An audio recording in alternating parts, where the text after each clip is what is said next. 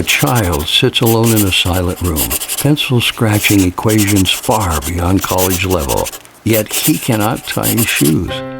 A composer hears full symphonies in his head but cannot hold a conversation. A woman solves unsolvable puzzles but forgets to eat for days. Across history and science, the border between brilliance and dysfunction is as thin as a neuron's membrane. Exceptional minds often walk this tightrope, trading social ease for extraordinary cognition. Are genius and madness tangled in the same neural roots? Inside every brilliant brain may be a shadow side, quietly humming just beneath the surface. Welcome to Extreme Brains, the podcast that embraces the chaos of a world gone wild. I'm David Evanoff, along with my fellow brainers and chaos enthusiasts, Sam Goldstein and James Woods. We are broadcasting to you from the semi-luxurious Evanoff Studios, located on the west side of the over-industrialized haven of South Salt Lake City, Utah. South Salt Lake City, Utah, the only place you can be south and west at the same time. Each week we'll dive headfirst into the absurdities of modern life, sharing sharp critiques, unfiltered humor, and just the right amount of existential dread. Our tagline, 3 voices, 1 mic, in a world gone wild. Welcome, episode 2. I'm very nervous because this is your brain on the edge of genius, and I could not be further away from that edge. So help us out here. Well, I don't know that that's completely true, because we should tell everyone that just before we started, we pulled up this little visual scanning test. Yes. And it said if you can find the difference, then you're a genius. And James and I looked at it, and you came over and looked at it once and said, oh, look, his collar's off. So you're the genius. There you go. Today you are the genius. But it does. That's a very scientific test. But in some ways, historically, and from an evolutionary perspective, it's correct. Because, Really? Again, imagine if we created an intelligence test. So genius is beyond intelligence, right? It's a gift beyond. But if we created an intelligence test for people who lived 100,000 years ago, what would we put on the test? Nothing related to factual information or, who made what movie or what baseball player hit 300. We wouldn't put that on there. Right. Everything on there would do or have to do with survival. And survival 100,000 years ago depended on learning from experience by seeing patterns. Where's safety? Where's danger? Where's food?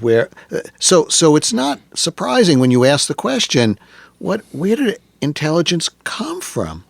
And one of the textbooks that I've had the pleasure of editing with Jack Naglieri is a textbook on the evolutionary basis of intelligence. And we get to people, but we start early on with our ancestors and then work our way through animals, many of whom, like the crow who figures out how to use a twig to get something, are adapted to their environment in a way that would argue they're more likely to survive, and therefore they're more intelligent, right? I mean, it's a very interesting idea of seeing patterns. And when you do pattern recognition testing with children, what you find is that a 10-year-old Aboriginal child with minimal education in the outback and an affluent 10-year-old in suburbia attending a $50,000 a year private school, they test the same. I mean, again, we're just talking about basic intellect, not genius here yet. We'll come to genius, but basic intellect. So what is it? It's patterns. What comes next, David? 2, 4, 6, 8, 10. 12. What comes next, James? 1, 3, 6, 10, 15. He gave you the hard one. I did. 1, 3, 6, 10, 15. If you wrote it 21. down. Right, 21.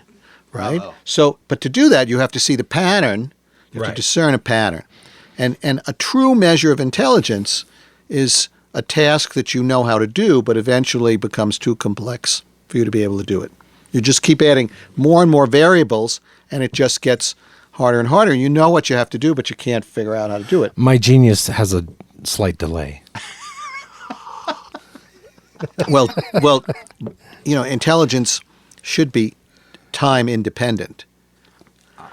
Now, we have included time in many of our measures of intelligence and in our tests for college entrance or graduate school because researchers find that time can be used as a predictive variable, meaning how you perform in a time-limited situation may be a better prediction of how you'll perform, say, in medical school or law school than if I let you take the same test untimed.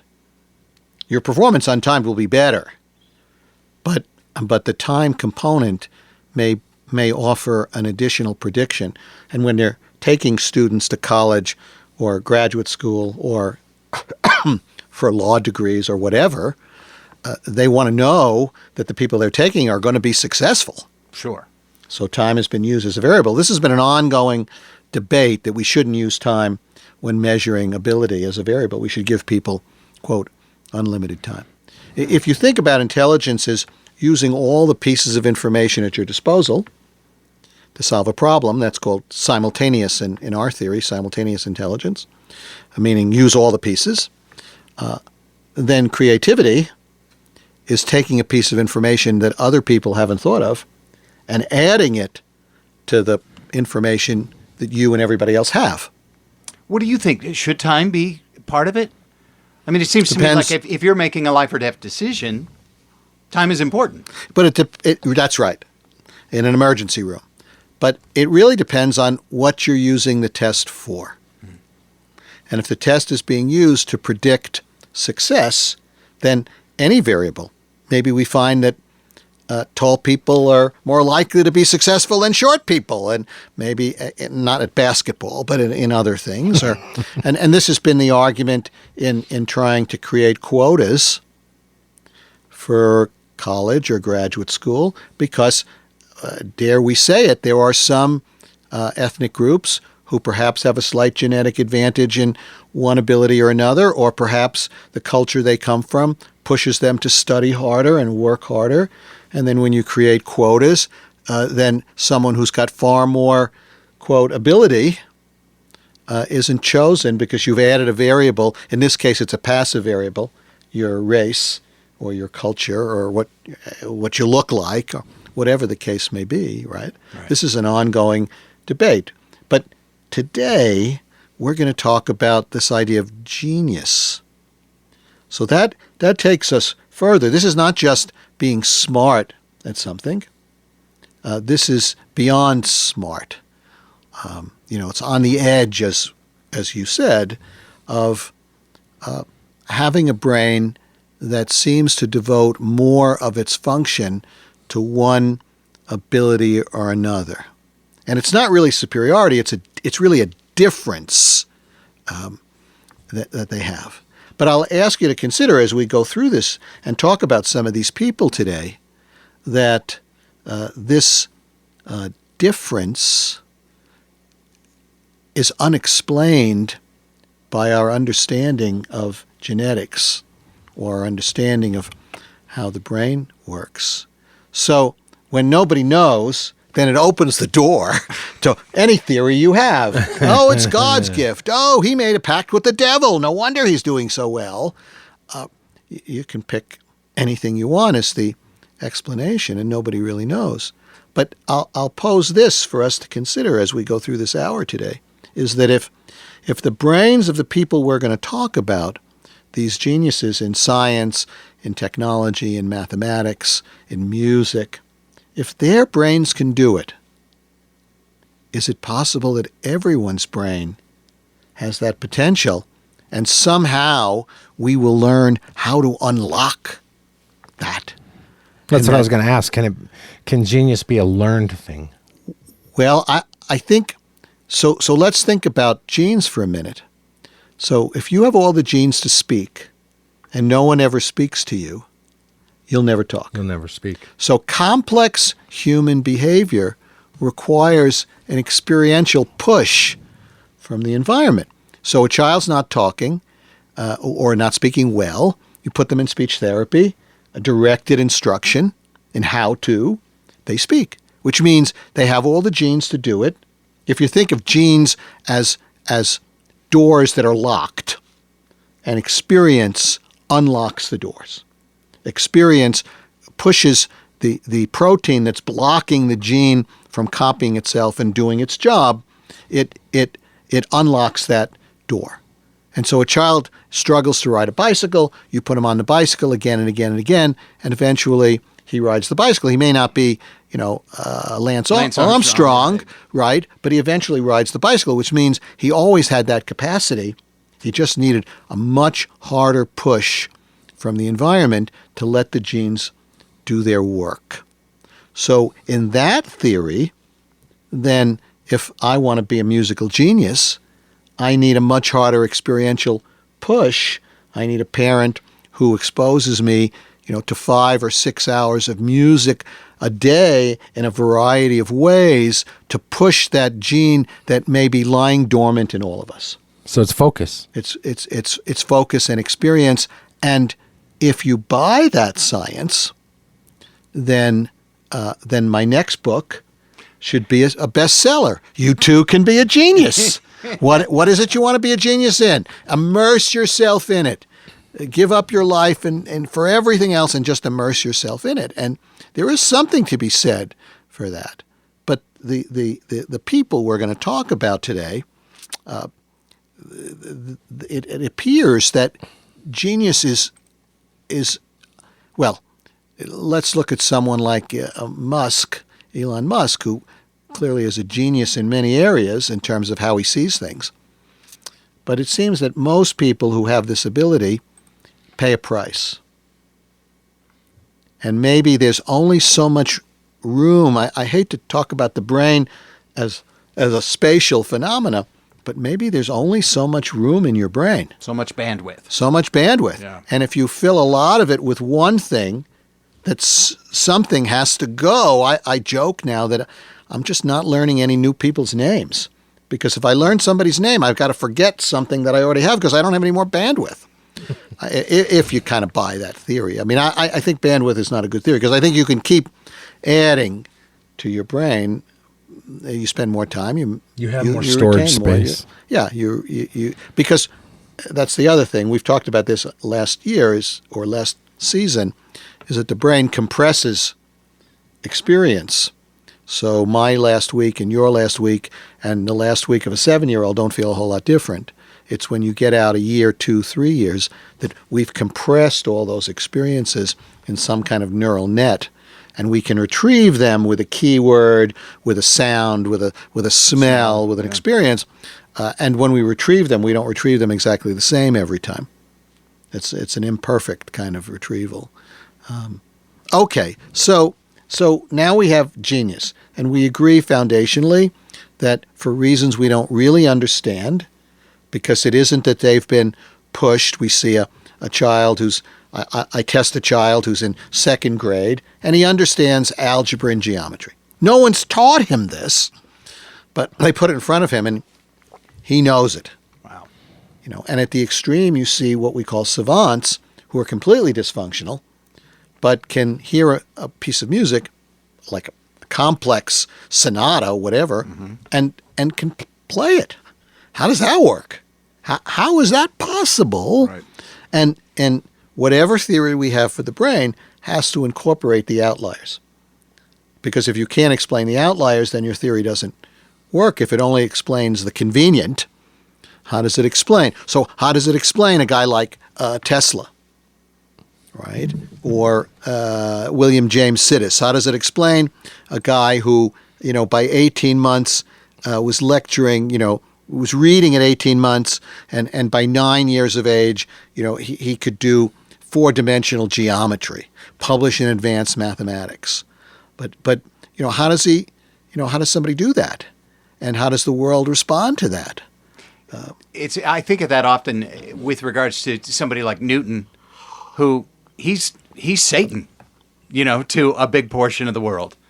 His genius brain, it's not just about survival and agriculture and growing wheat. He's placing planets, and the world around him is going to chastise him for being a genius.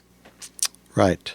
And is it, again, we create these visual metaphors. Genius is kind of walking on a razor-thin edge between brilliance and breakdown. Tesla or John Nash, if you remember the movie Beautiful Mind. What exactly does it mean, and what can we learn from them? There's two things. What can we learn from them that helps us understand how the brain works?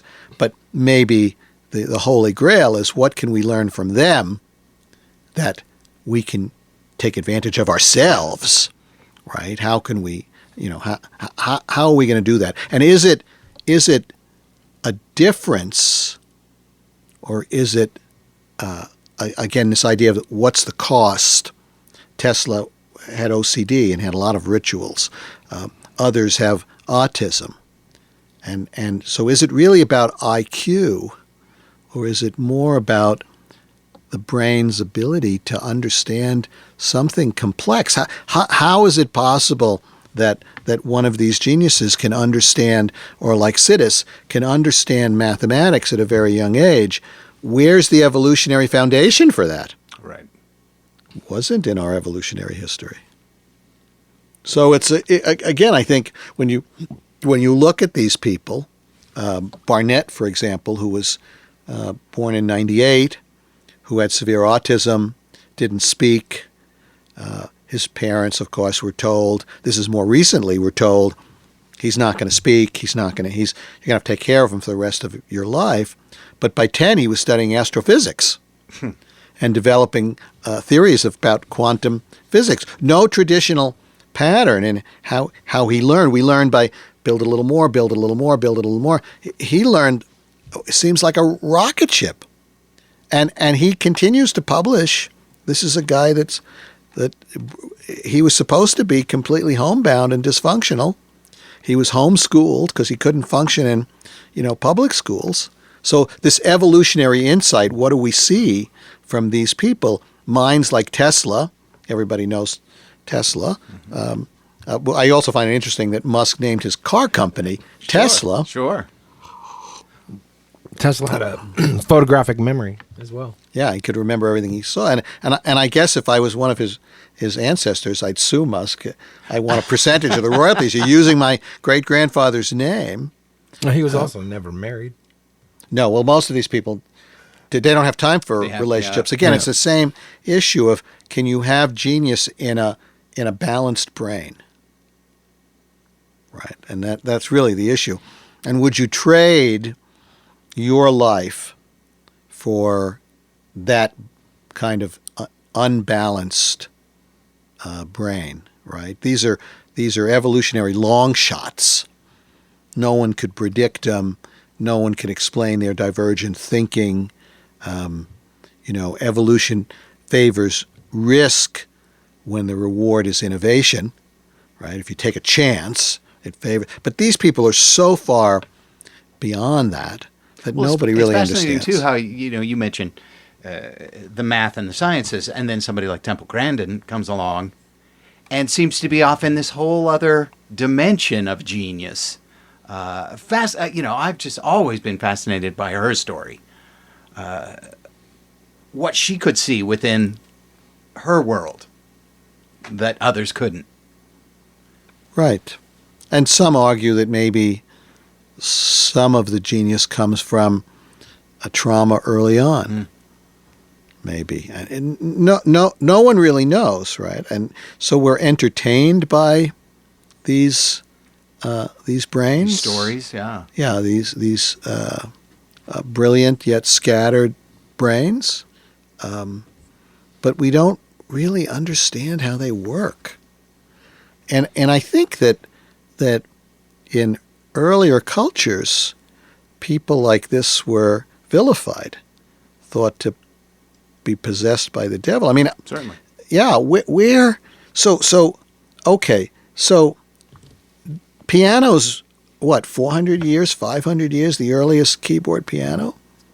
So how does evolution shape this person's ability to sit down and play anything by ear? There were no pianos for hundreds of millions of years. So how does Mozart sits down and plays at 3 Right. a basic symphony. Right. Yeah.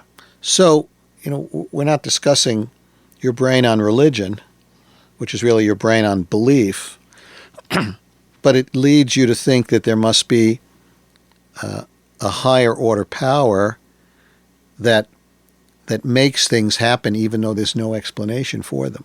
So there's no logical explanation for them, but they happen. And how does it happen? Again, think about the development of mathematics, or the development of today, our ability to build these chips that can do 14 trillion calculations a second, or our ability to program. We do things today. Our brains do things today that evolution didn't build on. It built on walking and maybe talking and maybe basic kinds of intelligence that we talk about, problem solving. But how did evolution build these geniuses? And it's not. And at the extreme, we can talk about Kim Peek, who I worked with here in Utah, who could tell you baseball facts. That was his big thing, was baseball. So Kim, who won the second game in the 1952 World Series? Who struck out in the 8th inning? He can tell you all that. But I don't think that's genius. I think that's just rote memory. He just remembers. So is genius just being strong at something, or is it really being able to understand things at a level that other people cannot? I mean, I think there's a difference between, hey, you've got photographic memory. Is that really genius, or is that simply a good computer, right? Yeah. But the people who can create more. I mean, I'm blocking on the guy's name now, who can go up in a helicopter and fly around a city And then draw it. and then come back down and draw it. How does that? How does Wow. how does he do that? How does he remember? But that just seems to be good memory, right? Mm-hmm. But as opposed to John Nash, who we can talk about after this break, or even Tesla, how they created something other people have never seen before or done before, right? So we touched on creativity a few minutes ago. Think about that. Isn't that the penultimate demonstration of creativity? Finding something that other people was hiding in plain sight, Yeah. but they see it and they do something with it. And when we come back, we can address this issue of, given what we're seeing in the advancements in technology and science today, Will it harm it? will it harm it? But are there more geniuses? Is genius a product of the environment? Anyway, we'll see. Let's do it. We'll be right back. Join us for segment 2. History remembers the heroes. We remember the truth. Alamo, Voice of Freedom, follows Joe, an enslaved man who survived the Alamo and carried its untold story. Love, betrayal, and sacrifice come alive in this cinematic podcast. One mission, one survivor, one story you've never heard. Alamo, Voice of Freedom, on all major podcast platforms. Welcome back. We're still talking about genius. Is it in this room? Maybe. Certainly our earlier test said it was, and I'm going to stick by it. But let's talk about the real geniuses. Well, and let's for this moment in this segment, let's talk about the strain of it. The cost. So Kim, whom I worked with here, early on couldn't do much of anything. And set it up a little bit. Tell us a little bit about Kim.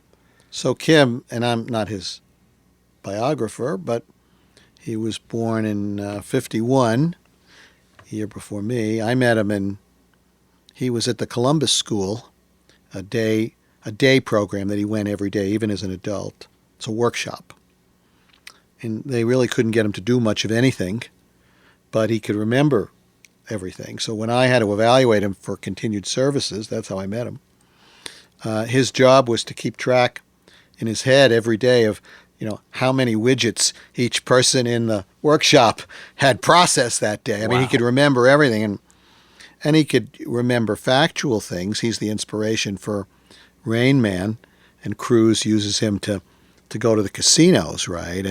And he had something called agenesis of the corpus callosum. So the brain has two parts. There's a whole other discussion of why does the brain have two hemispheres? What's the deal here? And the brain is a 6 to 7 billion year construction project, like the city of London, where new is built on old. We don't tear it down, or you just keep building on top of it. So you get all kinds of strange anomalies. So agenesis of the corpus callosum is the primary area the two sides of the brain communicate in the bottom of the brain. Now, there are other connections, but that's the primary one. And I follow a group of kids who have partial or whole agenesis, and they often have learning disabilities and emotional problems, and the two sides of the brain really need to talk to each other. And that's because of a disconnection of some sort? Right. Yeah. Right. So he had clearly some brain anomalies. So there we can say, I mean, we have to hypothesize. We don't know for sure, but we have to say that the anomalies in his brain were responsible for his super memory. Although we can't explain it. Right. How did we don't know, right? So sometimes, quote, this genius, and again, maybe we should define genius as people who make a contribution with their differences, as opposed to people who just entertain us. Right. Right. Mm-hmm. So the first person who was diagnosed with autism in the United States, I think he recently passed away. There's an article in the New Yorker a few years ago about him, and I'm blocking on his name. I've never met him, but he was probably in his 80s if he's still alive, or 90s. Donald Triplett? Yeah, Don Triplett. Right, Don Triplett. And Don lived in Mississippi, and Don's family had a lot of money. And the story is that the circus came to town, and Don, at a very young age, could do any math in his head. If you gave him six-digit numbers, read them to him, he told you the answer. And he was right. So the circus offered to buy him from his parents to put him in the sideshow. They refused, and they brought him up to see a psychiatrist at Johns Hopkins who was just beginning to study autism. And he's the first person to be diagnosed with autism in the United States. And the psychiatrist that diagnosed him at Johns Hopkins,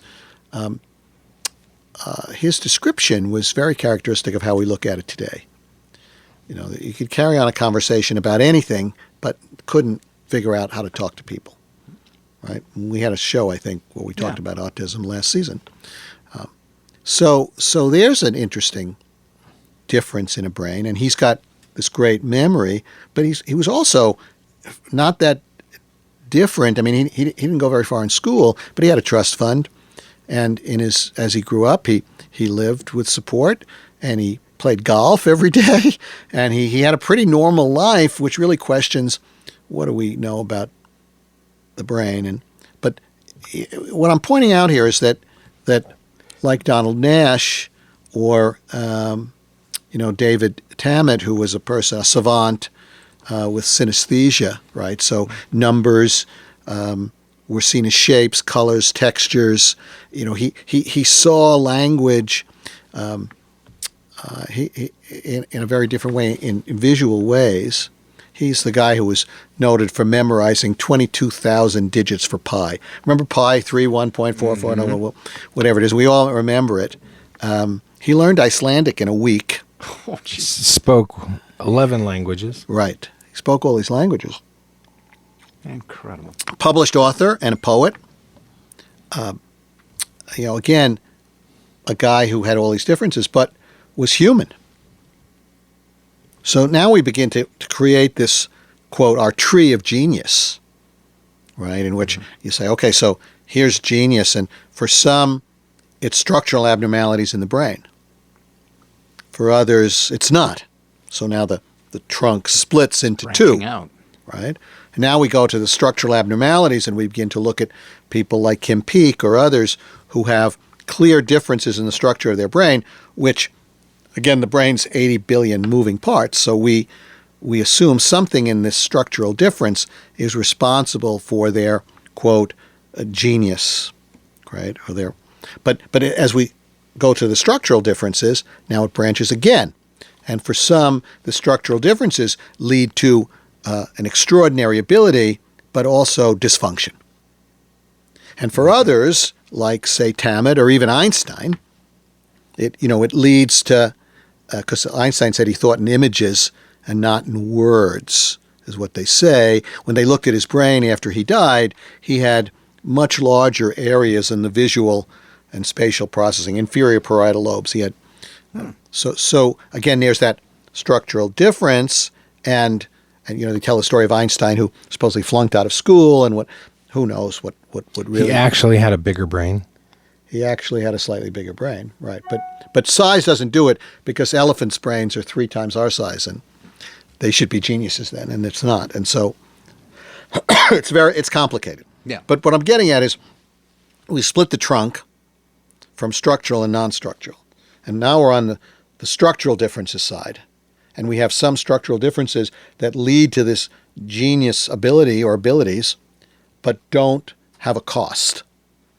You're still a person. You still function in the world. And then structural differences that lead to this perhaps similar geniuses or abilities, but there's a cost, and you're dysfunctional in the world, right? Now, on the other side, we have these geniuses who don't have, as far as we're aware, any structural differences in their brain, and they have great ability to see things, to understand things, like John Nash, with in terms of his mathematical abilities. Now, he was a paranoid schizophrenic. If you remember in the film. the movie and the film, but he had a family, and so there you wonder, is the paranoid schizophrenia just a random co-occurrence? Is it really caused? Is there a relationship between the genius and the? I mean, we tend to think in linear ways. This causes that. That causes this. But nobody really knows. Yeah.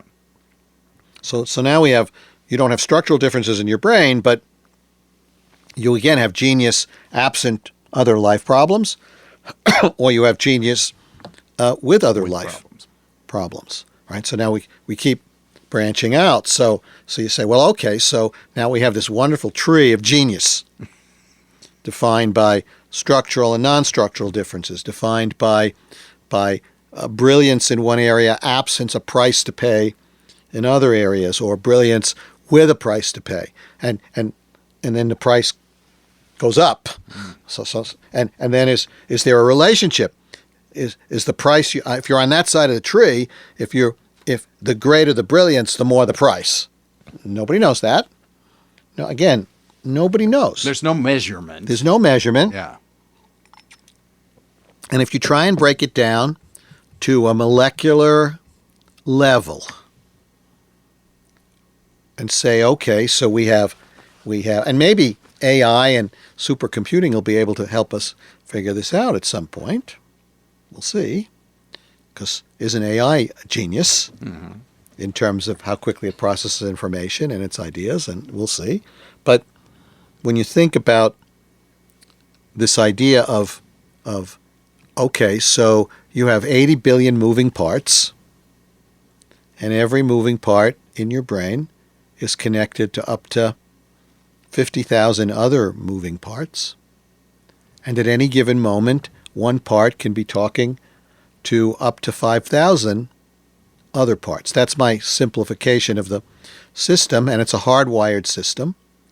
And the talking is yes or no. So the talking is a neurotransmitter that carries a chemical charge, and tells the next cell in the line, or in the synapse where thousands of cells come together. We have trillions and trillions of synapses, right?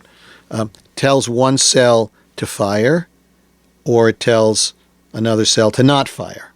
Because that's all the cell can do, is on and off. The binary system is really how the brain works. It's on and off. But how? How, again, it's hard to get your mind around. Even if we'd had 3 beers, we still couldn't get our mind around how, what, so It's fun to try. Right, but so you see someone who's a mathematical genius, and you say, okay, so I've given you this novel mathematical problem, and in the span of a few minutes, you've solved it. Not, again, here we're talking about, again, a tree branches. Mm-hmm. Genius that's just excess of normal, as in great memory. Right. Or genius that really is different, meaning I see things differently than you. I understand things differently than you. Because it's easy to explain, I think, genius that is in excess of normal. You remember it. You remember more of it. You remember it faster. So we'll say, well, I guess your brain is more efficient. However those neurons are firing, there's no waste. Yeah. I'm not thinking about the beach in the Bahamas while I'm supposed to be doing my history lesson. I'm really focused. But how do you explain those that are really different, that see it differently than the rest of us, right? And I use the word creativity. But is true genius the penultimate example of creativity? Right? And again, it's an interesting conversation over dinner or drinks or whatever the case may be. The question is, what application does it have? Are these people that we, are talking about, like John Nash or Sylvia Plath? I think you mentioned Plath a little while ago, who committed suicide, or Temple Grandin. Yeah. Right? So Temple Grandin, again, this is clearly a woman with autism who says that, her brain is like Google Images. And, she redesigns how livestock are sent to the market. And she's seen as kind of this quirky brilliant genius, right? Mm-hmm. And she's interesting in the sense that I'm not sure she really knows anything about autism other than she knows herself. Yeah. But she's deified as sort of, which I'm not sure why, because if I had a child with autism, I wouldn't aspire for my child to be Temple Grandin and dress up like a cowboy and not be able to have relationships or have conversations or, right. So this, traits like this carry risk for other conditions like autism or extreme depression, right? Sylvia Plath. Right. And so maybe we should talk a little bit about why do we need a brain? I mean, in a sense of going back to the foundation of what's the purpose of the brain? Why do we need some organism to keep track of what the rest of our body is doing and to form a bridge between the outside world and the inside world? Why can't we just operate on instinct? Why can't it just be this happens, we respond, and we're programmed for it? Well, we've certainly evolved beyond that. Oh yeah, survival. Correct, but because the brain now, what we idolize about the brain is its ability to make meaning. Right, which I think is not the physical brain, but the mind, and we've discussed this multiple times. It always circles back to your mind. Why do we need a mind? Would we be better off without a mind? And as we featured in last year's series of episodes, would we be better off if we had the minds of dogs? In a lot of ways, or like you said last week, the moose.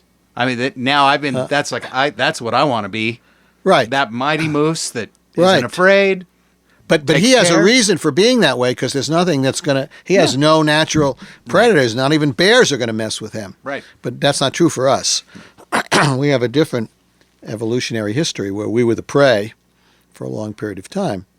And some could argue that again, we've kind of gone off on a tangent here, but the benefits that we reap from having a mind, the price of it is in our evolutionary history, we have mental illness. Because, again, I think most people would look at this list of individuals we're talking about and say, well, I don't want to be any of them. There's a common Right. theme with. There's a common theme with them. One way or the other, they have some problem. And maybe if they didn't, we wouldn't say they're a genius. We would just say they're really smart. So if you did really well at everything and you were a great programmer and you could do other things people couldn't do, but you were pleasant and nice and interactive, would they say you're a genius or would they simply say he's a really smart guy? How we use that word in our society, I suspect if you did one of those Google word searches on the web, the word genius is more typically associated with liability than with assets. Right? Do you remember that Tom Cruise movie where he had these triplets they were completely dysfunctional, but they could predict the future? Oh, sure. You're the precogs. Yeah, the precogs. Yeah. And they could predict the future. That's all their brains could do. They couldn't do anything else. And they built a whole system around, we're going to prevent crime by catching you before you commit the crime, which really doesn't fit with our democratic society. I didn't do it yet. Yeah, but we know you will. Right? So, yeah. So, I think genius is so associated with mental illness and liabilities and challenges that we don't really aspire. Do we aspire to have any of our kids be, quote, geniuses? Or do you just want them to be smart? We want them to be smart. Smart, yeah. We want them to be smart. And again, we're kind of going around in circles here, but it's why are there these geniuses? What can we learn from them? Or maybe we don't learn anything from them. Maybe they're such anomalies that we should stop thinking about them because they represent not a potential future for mankind where we're ephemeral. The last episode of this season is going to be minds without bodies. Someday we're going to have no bodies. But maybe they don't really have that much to teach us. And maybe we want to aspire to be good at something or great at something, but not a genius at something. I hadn't thought of it that way. I don't know that I think there's a very high price to pay. And then the question is some of that price not just built in, what's the word, programmed in or baked in, but is some of that price the way the world responds to you? How the world interacts with you. Hey, Kim, tell me about the 1962 World Series. They were reinforcing it. Right. Right?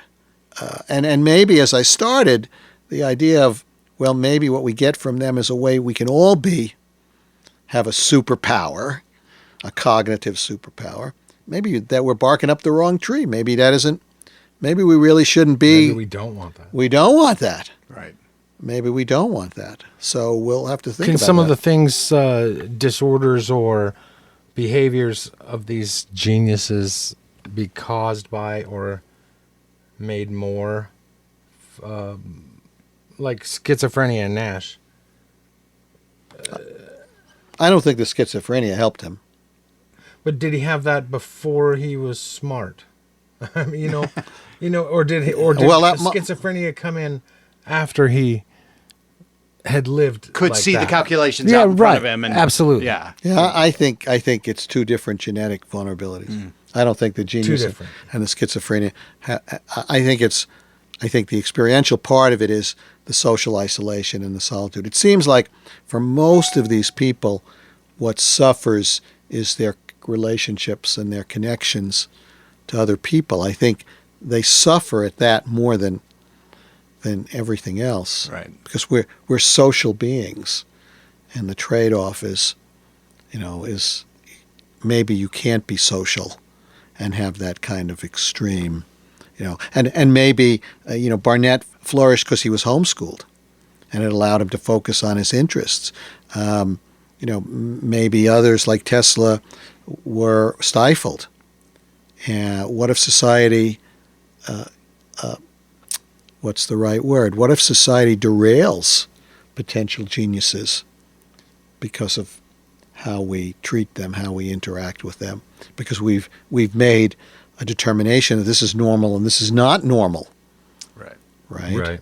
And maybe we shouldn't be messing around with that. Maybe we should let temperament. There was an article in the Wall Street Journal about the proliferation of psychiatric medicine use with kids with ADHD today, and it's true. It's kind of a runaway train. I'm not in favor of it because the stimulant helps some, but if you've got 3 diagnoses, you need 3 medicines, and polypharmacy with kids is out of control today, and maybe we're stifling something by deciding in an arbitrary way this is normal and we'll accept it, and this is abnormal and we won't accept it. I tell, we can stop for a minute, but I tell parents that the next time your spirited child is going up the down escalator and everybody makes a stink, you can tell them, if it wasn't for my child, your child would be sitting in a cave shivering because my kid went out and figured out how to make fire because he just kept looking until he figured out a way to do it. Maybe that impulsive behavior might be important for our society and we're stifling it. Not redirecting it, but stifling it. Mm-hmm. That's not normal. That's not normal. That's not normal. Right. And certainly over time, thousands of years, we've decided when genius was not normal. As a Correct. collective. Who was, I'll pose this to listeners, who was the first genius? Was that word used 100 years ago, 200 years ago, 300 years ago? 700 years ago. Did they call Socrates or Newton a genius at that time? I don't think so. No. Right. And They were apostates. Yeah. So how does how does culture shape the way we decide what is genius? And did every society, going back to the city of Ur 4,000 years ago, did they have their odd people who were a genius at something? Doesn't seem to be the case. Again, you go back to early, let's go to the Egyptians and we can stop, but go to the Egyptians, who we don't really know who created their form of writing, right? And then came cuneiform, after hieroglyphics, but maybe that was 1 or 2 people who said, oh, we can make pictures, and now those pictures are going to, but were they called a genius then, or are they, right, and cuneiform, and then from cuneiform, we think that the early Hebrews, the precursors to the Jewish population, created the alphabet, so that in 2 to 3,000 years ago in the Mediterranean, the sailors who would take their ships from Greece to other countries and needed to keep track of what they were selling and how they were selling it, they needed a better system than cuneiform. Somebody came up with it. Do we call them, were they a genius? Yeah. Or I don't know. Yeah. I mean, this is what we don't know. There are things that happen in our world today, and it's hard to imagine how they happened in the world many years ago. Well, let's take a little break. We'll come back with more genius here on Extreme Brains. History remembers the heroes. We remember the truth. Alamo, Voice of Freedom, tells the untold story of Joe, an enslaved man who walked out of the rubble of the Alamo, carrying more than scars. He carried the truth. Through love, loyalty, betrayal, and blood, this cinematic podcast series pulls back the curtain on the myth to reveal the people who lived, fought, and died behind the legend. From the shadows of revolution to the fire of battle, their voices rise. This isn't just history, it's memory reclaimed. One mission, one survivor, one story you've never heard until now. Alamo, Voice of Freedom, on all major podcast platforms. Welcome back, Brainers. This episode brought to you, of course, by Alamo, Voice of Freedom, available on all podcast platforms right now. Check it out. Some brilliant work, may I say genius, by Sam here, writer, producer, director. And we helped out. James and I helped. Yeah, No. Truth be told, we're genius support act. David Evanoff is a musical genius. Oh, you're kind to say. Because he hears things the rest of us don't hear. I mean, isn't that the foundation? Shouldn't that be the foundation of genius? That you look at something everybody else looks at, you listen to something, you experience something, and you come away with a different perception of it that leads to something constructive or functional. But that could be anything, and that could be anybody in any situation. Right. But again, I think if you do one of those Google web searches of genius, you're going to find it's typically associated with abnormality. I mean, what do we know? Is it the penultimate peak, or is it, hey, it's a different edge? You're not on the same road as everybody else. Is it difference, or is it superiority? Right. And where's the line? Is it built from trauma? Is it built from brain structure differences? Is it built from pattern recognition, memorizing stuff, or is it built from creating meaning? And how does evolution favor it? Does evolution really favor normal? No, because if everybody thinks the same, then when the time comes to think differently, we're all in trouble. So it does favor that difference. And is there a price to it as we talk about these different two trunks of the tree, and in terms of physical abnormalities and not? What's the price of it? And then the question is, how does the environment play a role? I've long said biology is not destiny, but it affects probability. So how much does the environment play a role? So I'll ask you to consider, do we all have a superpower? Do we all have the potential for genius with the right experience, with the right environment? And if that's the case, how do we unlock that? Here's a thought, and I'm going to bring me into it a little more personally because you mentioned it. As a young person, I was often called a musical genius. The point being that when I was older, and I moved to Los Angeles and I worked with a band of exceptional musicians. I realized quite soon that I was not, in fact, a musical. I was good at what I did because there were others that were so... I could see a melody in the air and then write it down. But there were others that could write 16 lines of composition that they could pull out of the ether. And so I realized, okay, I'm just good at what I've probably worked hard. I've memorized some things. I've listened to a lot of music.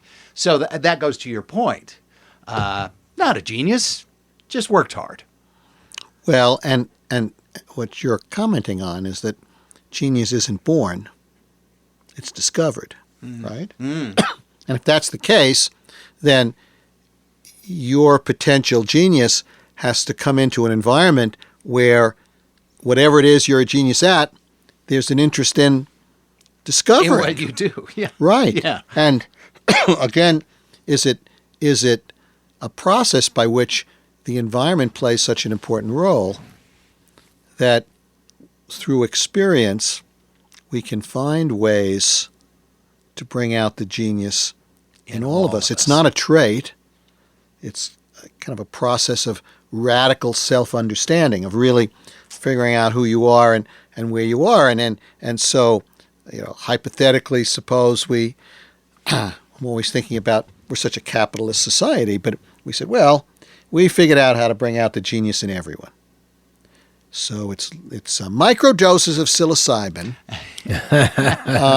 out in the wilderness, working with your shaman. Yeah, having some ayahuasca. Yeah. Right. And I don't know. And again, how does the physical brain do it? When you were young, did somebody say, young Sam, you're really gifted at whatever the thing was, and then point you in a direction? Did you do it by yourself? Well, sure. No, I didn't do it. Sure. My mother said, you're smart, try harder. That's the kind of Jewish mother. Yeah. Yeah, you're good enough, but not good enough yet. Keep going. Wow. Right. But did I see myself as gifted? Well, sure, because my mother took me to be screened in the New York City schools for a gifted education class. At that time, you didn't have to have a recommendation from the teacher. If you were in kindergarten and your mother thought you were smart enough, they did the screening. Right? And I think we've talked about this in a past episode. I don't remember what they did, but I remember one thing. And the one thing I remember is because my mother would repeatedly remind me is that the evaluator took out a can, like a soup can that had the label stripped off, open on one side, closed on the bottom, handed me the can and said, tell me 10 things you can do with this, but not put things in it. And I must have had some really good ideas, which is creativity, and where does creativity and intelligence and genius kind of, where's the confluence of those? And then I was in the gifted program from first grade through sixth grade. They said, you're in the gifted program. So, yeah, I was gifted. Somebody told me you're gifted. Well, what exactly does that mean? Well, at least in the New York City schools at the time, it didn't necessarily mean you were the best reader or the best mathematician. It meant you were best at thinking outside the can. That I could think in a creative way, and maybe the underlying cognitive abilities, label, association, sequence, orthography, that are used to acquire academic knowledge, maybe there is a relationship between those and good critical thinking. And maybe it's the case that the stronger your critical thinking, the higher the probability is you're going to acquire knowledge faster, like reading and math. Not everyone, because I know some smart children I work with who are very bright in terms of critical thinking, but have learning disabilities. Struggle. Right, and struggle. And schools really are slowly coming around to, I'd rather have a kid that has a lot to contribute in terms of critical thinking and doesn't read very well than the other way around. But for a long time, No Child Left Behind wasn't about thinking about 10 things you could do with a can. It was about reading and math. Right. So the idea was, if you're good at reading and math, then the world is going to be saved, which is not true. We've got a place for you in our society. Correct, yeah. Which is not necessarily true. Was being an only child maybe a factor in your creativity? Yeah, because, I don't know about my creativity. Again, this algorithm of how much can the environment make a difference. I'll tell you an interesting story about a man named Reuben Firestone, F-E-U-R, Firestone, an Israeli. And he came up with, this goes back 40 years, with a program called instrumental enrichment.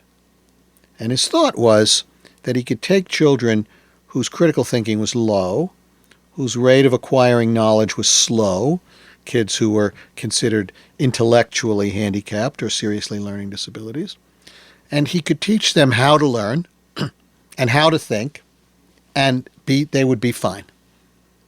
Now, this goes back to William James, who was a behaviorist, who said, give me any child and I can make a genius out of them or a criminal out of them. Give me anyone and I can make through experience. So the nature and nurture, the Firestein and James really focused on nurture. We all have the same sort of raw material to start with, and then based on experience, I can take that raw material, make you anything. The other side of the coin says more of a biological determinism, and that we're not tabula rasas, meaning blank slates that experience writes on, but we're homunculi. like a rose unfolding. The whole rose is in there, and it just unfolds. It's not like the rose is going to unfold to be different based on what environment it's in. It's either going to unfold or it's not. Sure, you could put the rose in colored water. It'll absorb the water. The leaves, the petals will be different colors. You can have some influence on it. But however many petals are going to unfold, that's what you've got, right? So that's the other side of the coin. Is it doesn't really matter whether I give you great education or mediocre education. If you're smart, you're going to figure it out and you're going to do fine. Now, you may be a smart butcher or a smart bus driver because your family couldn't afford to send you to college, or your family couldn't afford to do other things for you that might have advanced your place in life and your acquisition of knowledge. And I argue, I'll get myself in trouble here, but good. I argue that because of our efforts to find smart people and give everyone who's smart a chance, again, this whole idea of not DEI as much as affirmative education. It says, I'm going to give minorities a chance to compete, even if they test lower. In other words, I'm going to create quotas so that I don't let too many of one race in because the other race has been penalized by lack of experience, and they don't get to come to participate or to compete, right?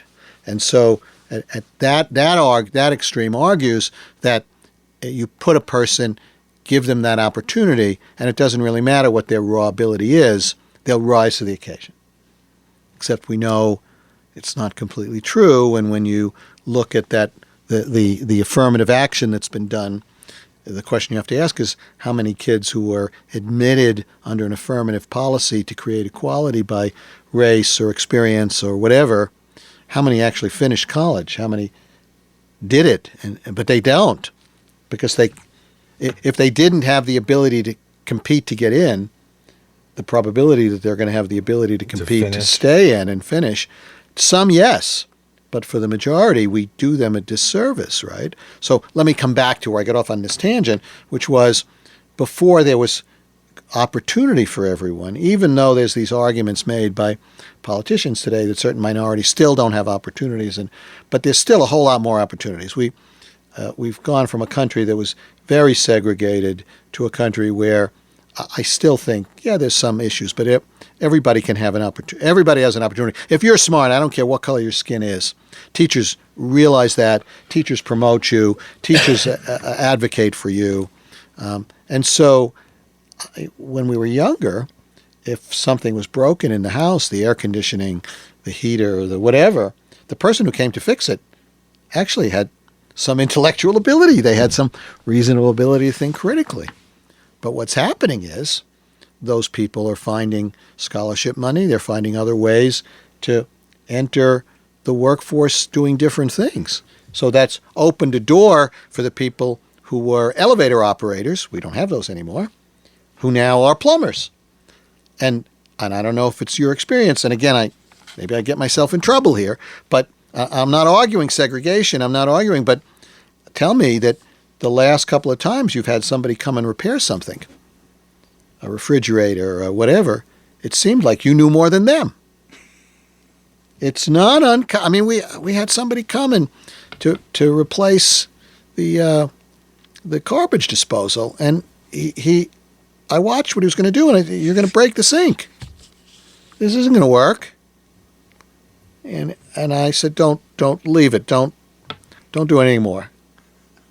Right? I just paid him. Go away.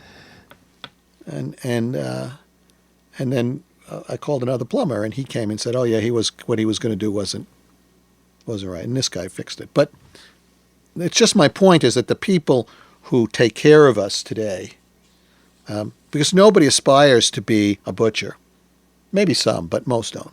Nobody aspires to, and that's I think a problem in our society, right? That we frown down on vocational training.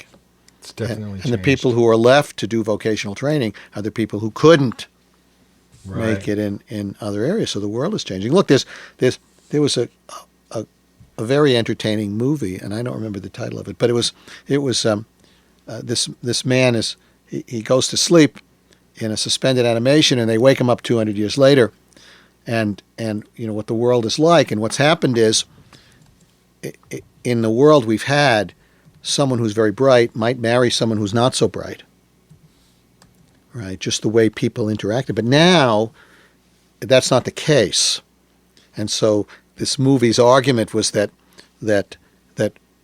dumb people, bright people had fewer children, and dumb people had more children, and dumb is a pejorative term, and over 200 years, the dumb got really dumb, and the smart people got fewer and fewer, and this was a society that was falling apart because of this, and there was a drought because someone decided that if you really want to grow big plants, instead of feeding them water, you should feed them Gatorade. Gatorade, yeah. You remember that movie? Idiocracy. You should feed them Gatorade. And well, why aren't the plants living? We don't understand. And it's kind of a crazy idea, crazy premise. But Out of Time is the movie. Is that the movie, Out of Time? No, that's Mike Judge. Idiocracy, I believe. Yeah, Idiocracy. Yeah, with the... macho. The president is macho. Randy Savage. Macho Randy Savage. Randy Savage. That Terry Crews from Brooklyn 999. Right. So okay. That said, then to go back to the beginning of this segment, can we push towards genius? Or do we want to lock them all up? Right. Yeah. And I don't think we should lock them all up, please. Don't get yourself in trouble. You're in trouble. So I'm not advocating, but no one's really examined it. Do we have more savants today than before? Are we creating more and more of these kinds of people for whatever well, like you reason? said, just by nature of having billions of people, right? Right. So they're more visible. And when you look at the ones who offer something, like John Nash, we haven't talked about a few of them that I wanted to talk about today. The writers, some of the writers. Do we need them? Because they do push us forward. They do make contributions.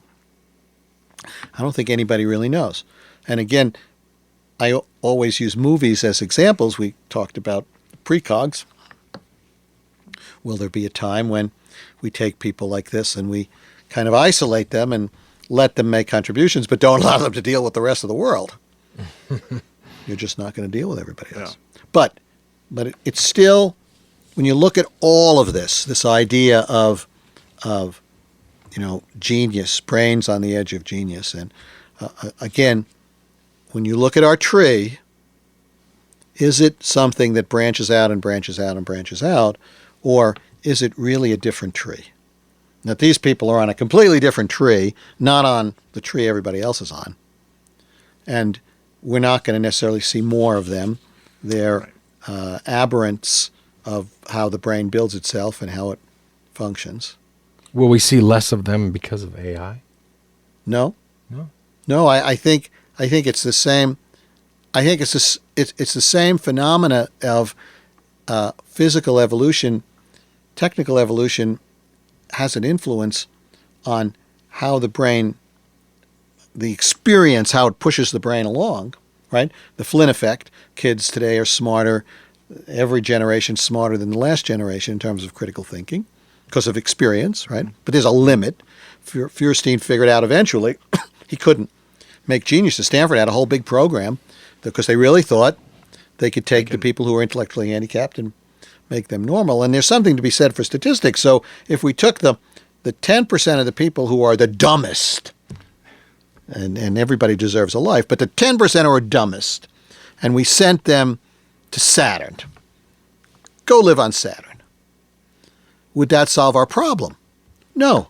We'd just create another 10%. Somebody's at the bottom. Somebody will always be at the bottom, right? And we haven't talked about your brain on Saturn, on Saturn, or on the antisocial brain, right?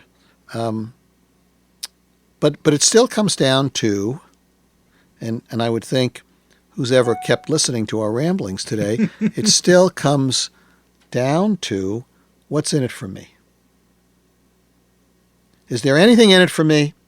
Because after rambling on for an hour, if we conclude there's nothing in it for the rest of us, these people are anomalies, maybe they make some contribution to society, but they don't make the major contribution. They make some contribution. They're anomalies. Nobody wants to be like them. Nobody wants to live their lives for the most part. Again, that issue between genius and being intelligent. Mm-hmm.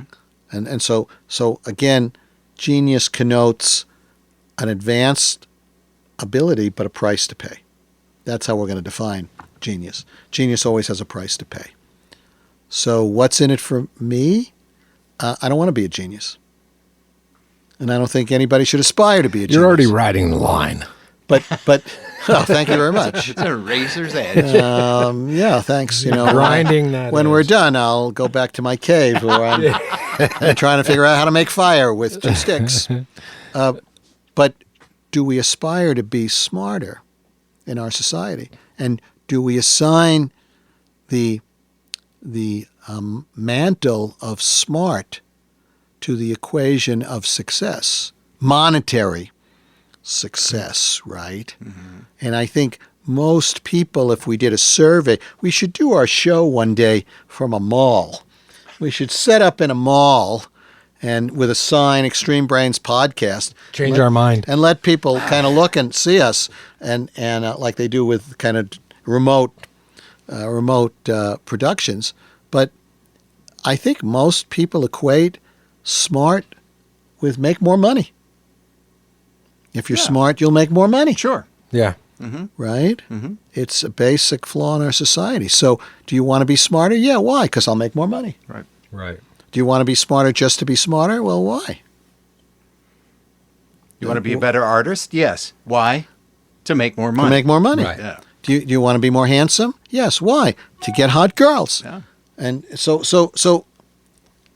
it's an inherent in our society. In my Substack that I just sent out about my Thanksgiving wish to the world, is it the case that the world is evolving in a way that we really don't care much about each other. We only care about ourselves. And we're only interested in that which is going to get something for us as opposed to give something for everybody else. That is very prevalent.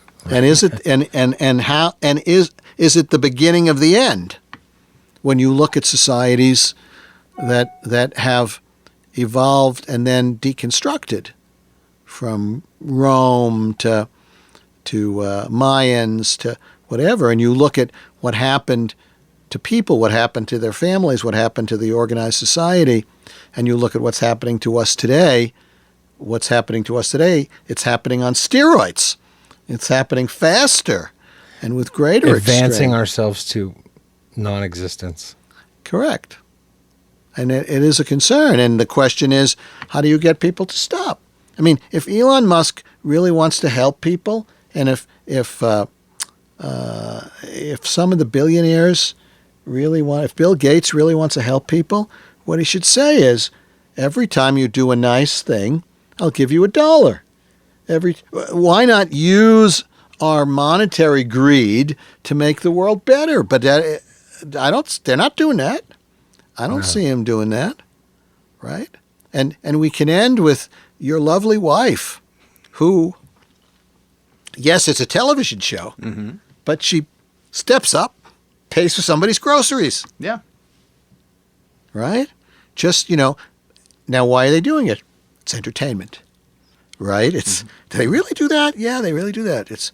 But it is a nice thing to do, but it's still tied to, there's a financial reason. It goes a little deeper, not to be argumentative, but because the Random Acts initiative is promoting that activity. You see our video, do the same. Correct. We hope. But that's right. Yeah. That's right. And I guess the takeaway message is it's good to be smart, but we shouldn't aspire to be genius. Too high a price to pay. There you go.